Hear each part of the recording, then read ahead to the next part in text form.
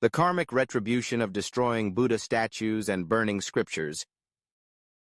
In the Anguttara Nikaya, the Numerical Discourses of the Buddha, the world-honored one taught that anyone who commits the 5 grave offenses, pañcānantariya kamma, will inevitably face karmic retribution in hell, with no possibility of absolution. This teaching, preserved in the Pali Canon, is regarded as the oldest and most authentic text closest to the time of Shakyamuni Buddha. The 5 grave offenses deemed unforgivable and leading to rebirth in hell include killing one's father, killing one's mother, killing an arhat, a liberated saint, causing schism in the Sangha, the monastic community, shedding the blood of the Buddha. The 5th offense, shedding the Buddha's blood, originally referred to intentionally harming the Buddha during his lifetime. After his Parinirvana, this offense extends to acts of vandalism against Buddha statues or images. Why? Though a statue is not the Buddha himself, it embodies his sacred form.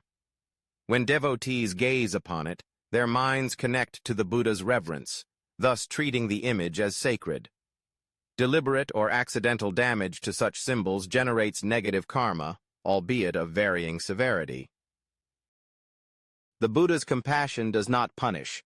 Rather, disrespect toward him naturally plants seeds of negative karma in one's consciousness, governed by universal law. Similarly, harming individuals of high virtue, such as bodhisattvas, arhats, sincere practitioners, or parents, intensifies one's negative karma. Conversely, reverently serving such beings yields immense merit. A story of karmic consequences. On the full moon of July 2014, at Lianhua Monastery in District 11, Ho Chi Minh City, I was reciting sutras with my venerable master when a couple entered, carrying a 6-year-old boy with contorted limbs and a vacant expression. The mother knelt before the Buddha altar and pleaded, "Master, I don't know what wrongs I've committed to bear a son who neither speaks nor moves. He lies still all day, relying on me for everything. His father works tirelessly to support us. Our life is unbearable." The master asked them to bring the child closer. Suddenly, the boy let out a piercing cry, his first sound ever. Stunned, the parents watched as the master explained, "In past lives, this child was a soldier ordered by his king to burn temples, destroy Buddha statues, and force monks to abandon their vows. Though he has endured many hellish rebirths, residual karma binds him to this human life of suffering. Without wisdom, he remains trapped in this broken body." I asked, "Why is he punished? If he disobeyed the king, he'd have been killed. Shouldn't the king bear the guilt? As the saying goes, if the ruler demands death, the subject must die or be disloyal." The master replied, "Fuck Dieu, imagine buying fish but fearing the sin of killing. You ask the seller to gut them.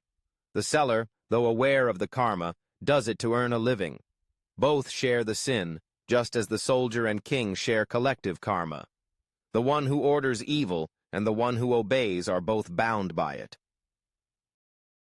He then advised the parents, "From now on, adopt a vegetarian diet, perform virtuous deeds, and dedicate merits to your child. This will alleviate his karma, and his ailments will gradually fade." The child ceased crying. The parents bowed gratefully, vowing to follow his guidance. A final admonition. The master also cautioned disciples visiting temples. Never take even the smallest item without permission. After accepting temple meals, offer donations, however modest. Refrain from climbing trees or sitting on Buddha statues. Sweeping away litter accumulates boundless merit. By Quang Tu, retold from Fuc Dieu's account. Thank you, and see you in the next video.